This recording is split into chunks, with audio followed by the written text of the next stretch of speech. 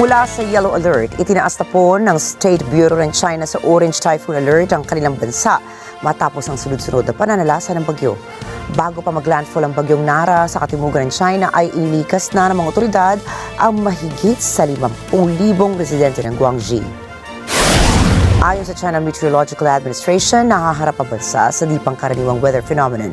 Inatasan na rin ng local government ang lahat ng mga negosyante at tourist operators na isara muna ang kanilang mga negosyo at iwasan munang bumalik sa mga high-risk areas.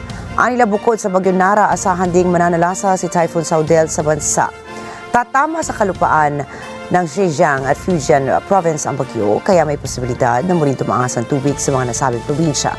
Paliwanag ng mga eksperto, may kinalaman sa kasalukuyang El Nino weather pattern ang nangyayaring meteorological event sa Asia, kaya aktibong nabubuo ang mga bagyo sa Western Pacific.